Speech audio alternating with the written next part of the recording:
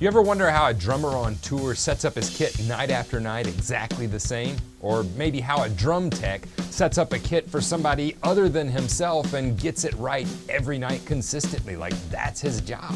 I'll be the first to tell you, I'm not a professionally trained drum tech, but I do have a few tips that I've learned from touring over the years as well as sloughing kits in and out of clubs since I was 16. These simple tips will help you easily recreate your setup night after night at venue after venue, whether you have a drum tech or don't, because let's face it, most of us just don't. Before we get started, I've got a question for you, and that is, how many toms do you like to set up on your kit? Put it in the comments section below. Let's start a conversation about it. All you need to do this is 3 things. You need a drum rug that's big enough to fit your entire kit on. You need a roll of tape. I prefer gaff tape. I keep a roll of this with me when I'm on a gig, especially when I'm on the road, because you never know whenever you're gonna need cables taped down or to tape where your drum set goes. I prefer black, but it is available in an array of neon colors so that you can see it in dark nightclubs or dark venues. And third, a Sharpie. You can get super detailed with this, but there's really no reason unless you have someone else setting up your drum kit every night. And then, come on, why are you watching this video if that's the case? I use it in 3 different areas. I use it on my pedals, I use it on the feet of all my stands, as well as the 2 feet on my kick drum, and I use it on the actual boom arm of the stands so that I'll know how high I need to set them. Typically, my drum rugs are not big enough for me to fit my throne on them too, but I find if I go ahead and tape around my pedals, I don't have to put my throne on them. I can automatically set my throne according to where my pedals are set. For the pedals, you just need 3 pieces of tape, 1 for each side and 1 for the bottom of the pedal.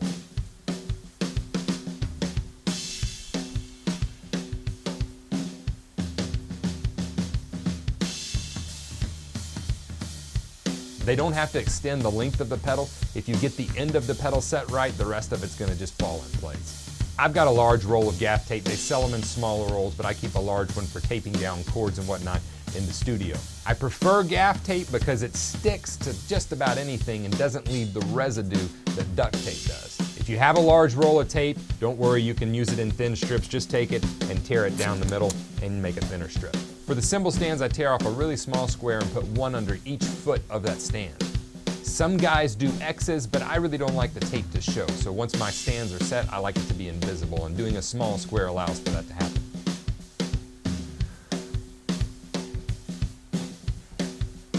Then we come to cymbal height.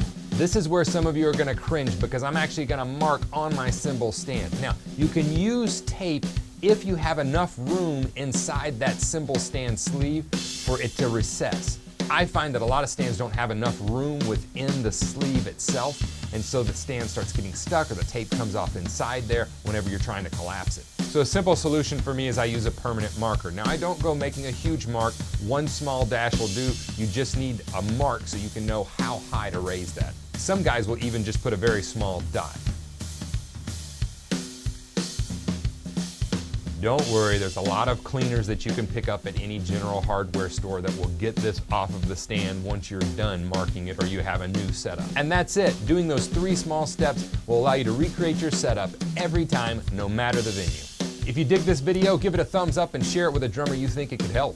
There's a $1 7-day trial going on of the Drum Better Daily system right now. Jump over to the website. It's how online drum lessons should be. Good lessons coupled with a method that will work you through it week by week and let you see daily progress in your playing.